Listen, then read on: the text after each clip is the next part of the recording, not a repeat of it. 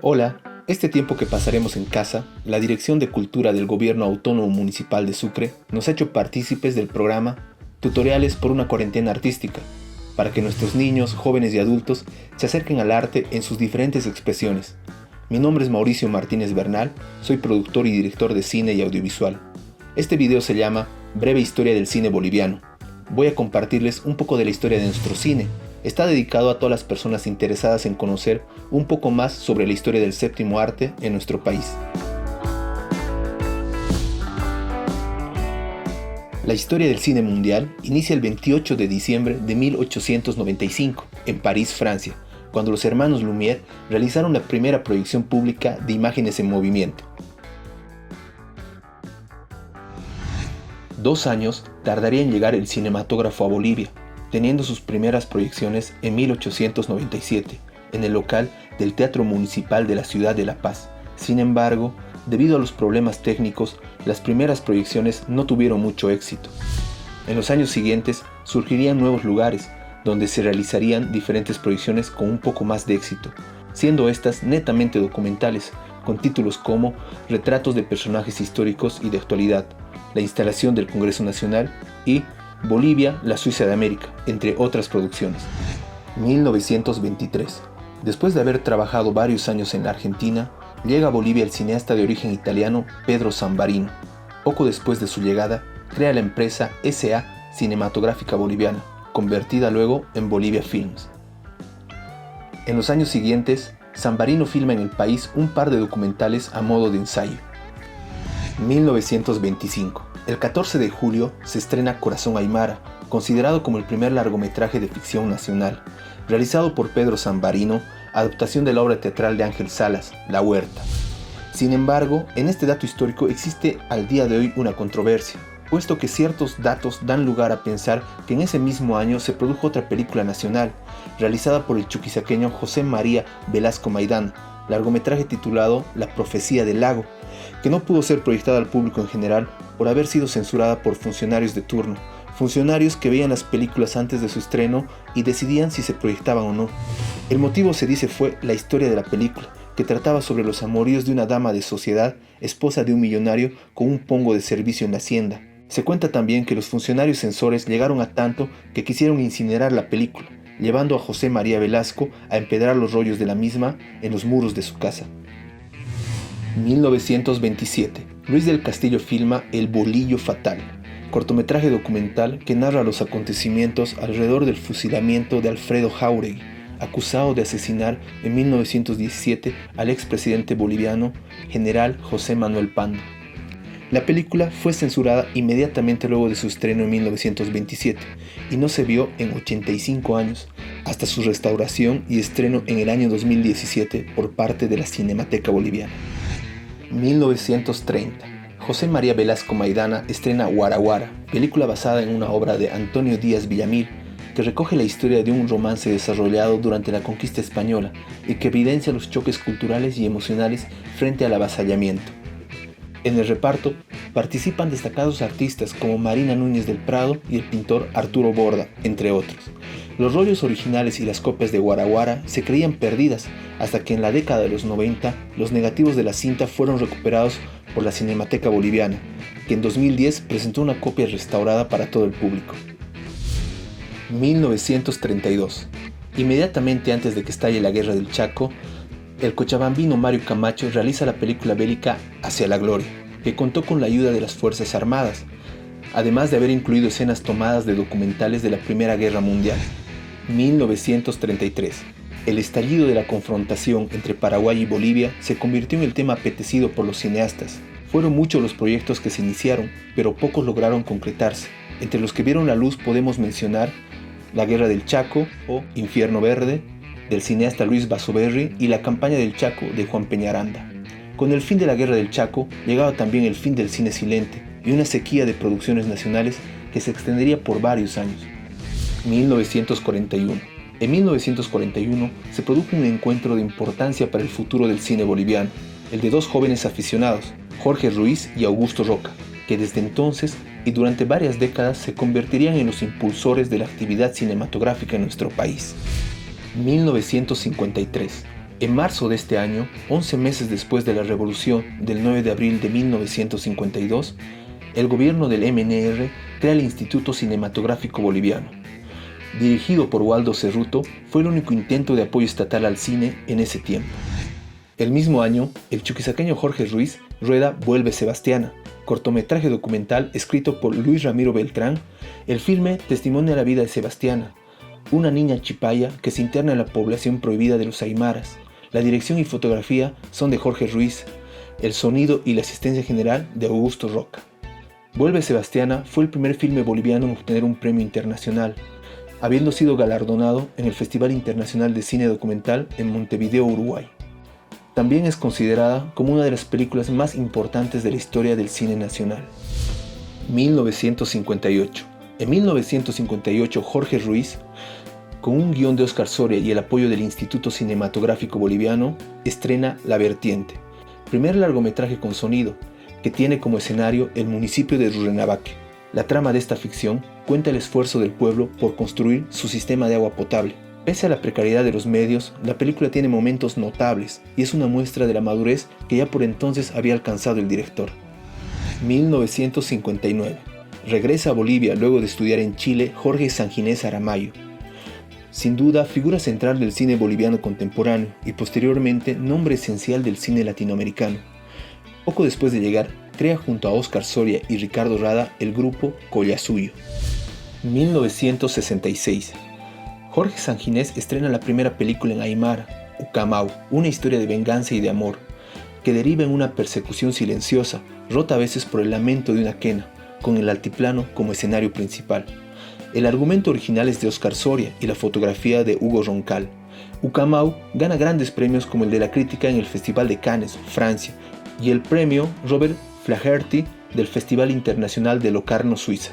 Críticos afirman que Ucamau es el definitivo despertar de nuestro cine, convertido en la forma de expresión más próxima a los cambios profundos que ocurren en el país. 1968. En 1968, Jorge Ruiz estrena Mina Alaska, primer largometraje a color del director, que recoge parte de la vida de Charlie Smith, un viejo gringo buscador de oro, en el que combina la travesía de su nieta para encontrarlo. Luego de 20 años de gestión, la obra fue restaurada en la Academia de Artes y Ciencias Cinematográficas de California, para su reestreno en 2002 en Los Ángeles Latin American Film Festival, con un homenaje al gran Jorge Ruiz.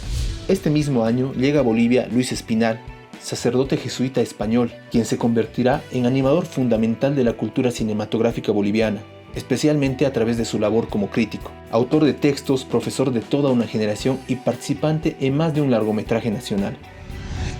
1969.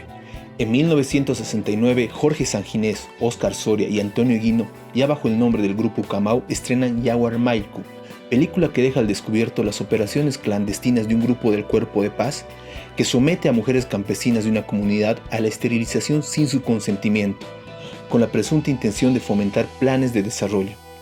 Esta importante película, rodada en quechua, recibió prestigiosos premios internacionales, como en el Festival de Cine de Venecia en Italia y en el de Valladolid, España, entre otros. 1971. El grupo Ucamau emprende el rodaje de la película El Coraje del Pueblo, obra que marcará una definitiva inflexión en la trayectoria filmográfica del realizador. El tono político se hace más radical. Esta película es la primera en color que rueda Sanginés, relata los hechos de la masacre de San Juan, registrada en junio de 1967, cuya consecuencia fue la muerte de docenas de trabajadores mineros. 1974. En 1974, Antonio Eguino estrena su primer largometraje a color, Pueblo Chico. Un joven de familia terrateniente regresa a su pueblo, San Antonio de Yampara en Chuquisaca, luego de estudiar sociología en Buenos Aires. Al regresar, debe enfrentarse con la dura realidad de la división de clases, la explotación de los indios y el atraso en la educación, aspectos que no cambiaron después de la reforma agraria de 1952. 1976. Se crea la Cinemateca Boliviana en la ciudad de La Paz, con el objetivo de recuperar la memoria cinematográfica del país. Son posesionados para dirigir la nueva entidad Pedro Sux y Carlos Mesa.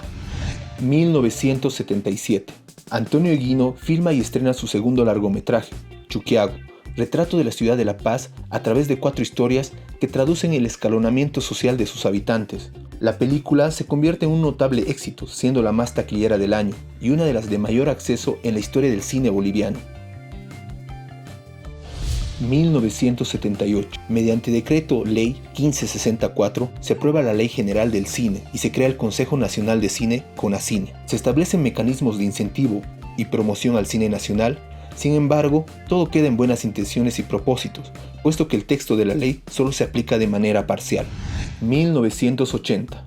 La noche del 21 de marzo de 1980, Luis Espinal fue detenido y brutalmente asesinado por militares y paramilitares del gobierno militar de García Meza. Años después, se recordaría el Día del Cine Boliviano cada 21 de marzo en honor a su vida y obra. 1982. El cineasta italiano radicado en Bolivia, Paolo Agassi, estrena Mi Socio. El viaje de un camionero originario de la zona occidental y su ayudante nacido en el oriente es utilizado para ir construyendo un cuadro geográfico y costumbrista del país, desde Santa Cruz a La Paz. De claro mensaje integrador, con momentos excelentes junto a otros de humor, hacen de esta película al día de hoy un clásico del cine nacional, teniendo como principal virtud abandonar la zona aymara y quechua para mirar hacia otras regiones de la realidad nacional. 1984. Antonio Eguino estrena el largometraje Amargo Mar, filme que lleva a la pantalla grande los entretelones políticos de la Guerra del Pacífico, desde un punto de vista antagónico y distinto al de la versión oficial de los hechos. 1985. Paolo Agassi estrena su segundo largometraje, Los Hermanos Cartagena, basada en la novela de Gaby Vallejo, Hijo de Opa. 1989. Un año importante para el cine boliviano. El grupo Camau, bajo la dirección de Jorge Sanginés, estrena La Nación Clandestina. El filme, con escasos planos secuencia, narra la vida de Sebastián Mamani, campesino renegado de su clase que vuelve al pueblo a pagar sus culpas por haber sido represor durante la dictadura, bailando la danza del danzanti hasta morir. La película traduce la concepción circular del tiempo aymara por medio de la cámara en constante movimiento y el plano secuencia integral, en una simbiosis que presenta el indestructible vínculo del protagonista con su cultura, entorno natural y social. La película más importante y madura de Jorge Sanginés, y una de las más importantes de la historia del cine boliviano, ganadora de muchos premios internacionales muy importantes, como la Concha de Oro en el 37 Festival Internacional de San Sebastián. 1991. Juan Miranda estrena el largometraje Los Igualitarios, que refleja la vida de Andrés Ibáñez, líder del levantamiento popular realizado en Santa Cruz de la Sierra en 1876, contra el régimen latifundista, feudal y esclavista. Después de 15 años de arduas gestiones, los cineastas movilizados consiguen del Supremo Gobierno la promulgación de la Ley General del Cine, Ley 1302, implementando el fomento a la producción nacional en todos los ámbitos del audiovisual. 1992. Producto de la aprobación de la Ley del Cine, entra en funcionamiento el Consejo Nacional de Cine, CONACINE. Una de sus tareas centrales será el apoyo a la producción audiovisual boliviana a través del Fondo de Fomento Cinematográfico. 1995. En 1995, la primera convocatoria del Fondo de Fomento Cinematográfico da lugar a que ese año se estrenen 5 largometrajes bolivianos, hechos sin precedentes. El primero en estrenarse, Viva Bolivia toda la vida, de Carlos Mérida, documenta la clasificación de la selección boliviana al Campeonato Mundial de Fútbol de 1994. Jorge Sanginés presenta Para recibir el cántaro de los pájaros, filme en el que se hace un paralelismo entre el trato a los nativos durante la conquista española de América Latina y la discriminación social actual. Se estrenó también Jonás y la ballena rosada, primer largometraje de Juan Carlos Valdivia, basado en la novela homónima de Wolfango Montes y coproducido con México. Se rodó en Santa Cruz de la Sierra y fue el filme con mayor presupuesto de la historia del cine boliviano hasta entonces. Marcos Loaiza presentó Cuestión de Fe, su primer largometraje, en el que aborda una temática eminentemente local con un toque de humor. Fue muy bien acogido con el público y la crítica, convirtiéndose en una de las películas bolivianas más premiadas en los festivales internacionales. El último largometraje estrenado en 1995 fue Sayarí, de la boliviana radicada en Italia Mera Márquez, en el que muestra la ceremonia ritual del Tinku, combinando secuencias documentales con la ficción. El filme contó con la banda sonora de Sergio Prudencio. 1998. Se estrena una de las más importantes cintas de la década, personalmente una de mis películas favoritas del cine boliviano, El día en que murió el silencio, de Paolo Agassi, comedia que se desarrolla en Villa Serena, un pueblito postergado, al cual llega un día Abelardo, interpretado por Darío Grandinetti, e instala una radio precaria alimentada por un generador. Los 4 parlantes estratégicamente ubicados empiezan a pregonar lo que el pueblo alguna vez calló, llegando a convertir a Villa Serena en un infierno. 1999. Se estrenan 2 largometrajes que confirman la diversificación de géneros y de tenores en el cine boliviano. Uno es El Triángulo del Lago, de Mauricio Calderón, la primera película de ciencia ficción realizada en nuestro país. El otro es La Calle de los Poetas, de Diego Torres, que también tiene elementos futuristas y coquetea con el cine de arte. Año 2000. Se estrena en Bolivia la película Escrito en el Agua, largometraje realizado por Marcos Loaiza en Argentina años antes. 2003. Tras recibir el premio FIPRESI en el Festival de Cine de Locarno, se estrena en el país la película Dependencia Sexual, ópera prima del cineasta cruceño formado en Estados Unidos, Rodrigo Bellot. La cinta narra eventos determinantes de la vida de los personajes, que a través de situaciones cotidianas deben enfrentarse al clasismo, a la marginación, al machismo, al sometimiento, a la homofobia, al racismo, a la violencia de una sociedad que constantemente excluye al extranjero, al distinto, al pobre, a la mujer, al desvalido, al otro. La importancia de esta obra que inaugura el cine digital en Bolivia está en su clara intención de experimentar con los recursos técnico-narrativos y plantear temáticas más periféricas a las que se venían contando hasta entonces. 2004. La cochabambina Julia Vargas estrena su largometraje Esito Sería, La vida es un carnaval, una ficción con varias historias que giran en torno al carnaval de Oruro. La importancia de este filme es que fue uno de los pocos dirigidos por una cineasta boliviana hasta ese momento. Paolo Agassi estrena su thriller policial El Atraco. Jorge Sanginés estrena su primer largometraje realizado en digital, Los hijos del último jardín. Último trabajo producido por la compañera del realizador, Beatriz Palacios, figura imprescindible en el cine nacional, que falleció en 2003. Gustavo Castellanos estrena la comedia Espíritus Independientes, primer filme rodado completamente en la ciudad de Tarija. 2005. Juan Carlos Valdivia estrena su segundo largometraje, American Visa, adaptación de la novela homónima del escritor paceño Juan Recacoechea. La producción mexicano-boliviana tuvo como protagonistas a los actores mexicanos Damián Bichir y Key del Castillo. Paolo Agassi estrena la comedia Cena Quina, su primer largometraje digital. Se estrena Di Buen Día Papá, primer largometraje de Fernando Vargas, escrito y producido por Verónica Córdoba. Cuenta varias historias ficcionales que giran en torno a la muerte de Ernesto Guevara en Valle Grande, Santa Cruz. Se estrena en Sucre la primera película chuquisaqueña, Alas de Papel, de Fernando Suárez. 2006. Se estrena Lo más bonito y mis mejores años, ópera prima del director cochabambino Martín Bullock, que obtiene gran notoriedad en festivales internacionales como el Bafisi de Argentina y el Guadalajara de México.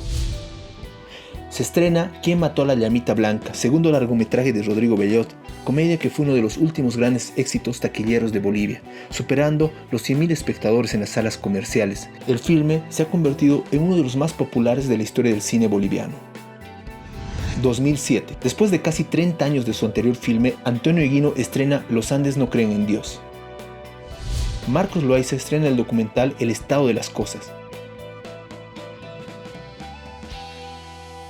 Se estrena en forma de largometraje La bicicleta de los Huancas, de Roberto Kalasich, que previamente había gozado de gran popularidad como miniserie televisiva en 1992. 2008. Tonchi Antesana estrena El cementerio de los elefantes, que intenta llevar al cine la mitología en torno al alcohol en los márgenes de la ciudad de La Paz. Recordándonos por momentos libros de Víctor Hugo Vizcarra, la película generó muy buena respuesta del público y hasta hoy se sigue viendo y proyectando en festivales y ciclos de cine. Confirmando la diversificación de géneros, se estrenan 2 comedias, la primera tarijeña, Día de Boda, bajo la dirección de Rodrigo Ayala, y en Santa Cruz se estrena La Promo, de Jorge Arturo Lora.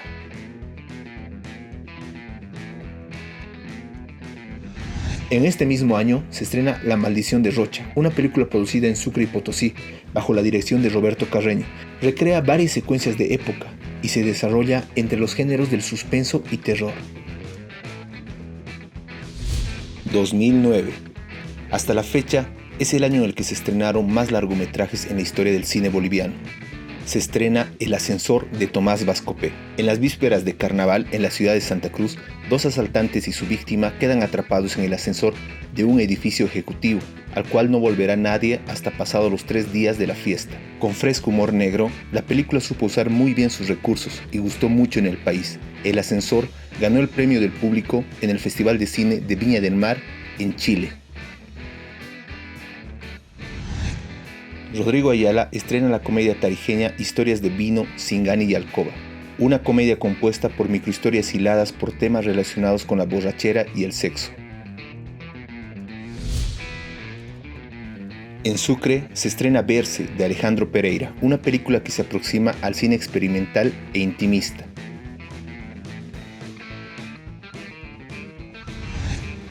Este mismo año se estrena Hospital Obrero, de Germán Monge. Un cine de corte más autoral, con un bello blanco y negro y excelente montaje, nos sumerge en historias personales de este nosocomio, haciéndonos empatizar con cada uno de los personajes que vamos conociendo a lo largo de la película. Una propuesta que llamó mucho la atención de parte de la crítica especializada fue Rojo, Amarillo y Verde, dirigida por Rodrigo Bellot, Martín Bullock y Sergio Bastani. Está compuesta por 3 segmentos en forma de cortometraje. La película experimenta con formas narrativas muy alegóricas y con propuestas estéticas que justifican la obra, pero ante todo trata el tema de la maternidad. La figura de la madre une los 3 fragmentos.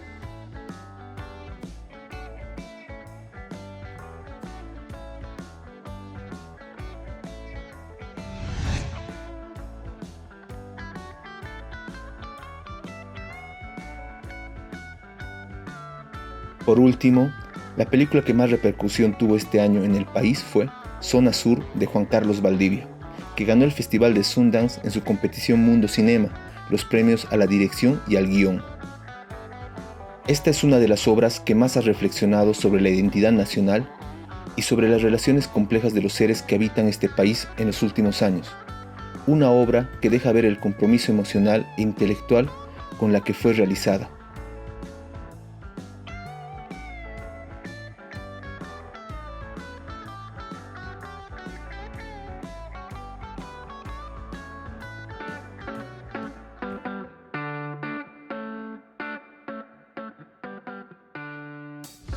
Y bueno, esto fue Breve Historia del Cine Boliviano, de 1897 al 2009. Muchas gracias por su atención. Espero que la información compartida les haya servido para conocer un poco más de la historia de nuestro cine y a partir de esto descubrir e investigar más sobre el séptimo arte boliviano. Para realizar este video me basé en muchos libros, cartillas, revistas y postales que fui adquiriendo a través de los años. Sin ellos, este video no hubiera sido posible.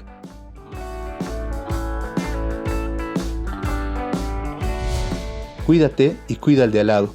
Cuidémonos todos para que pronto volvamos a abrazarnos. Hay que apostarle a la esperanza. Hasta la próxima.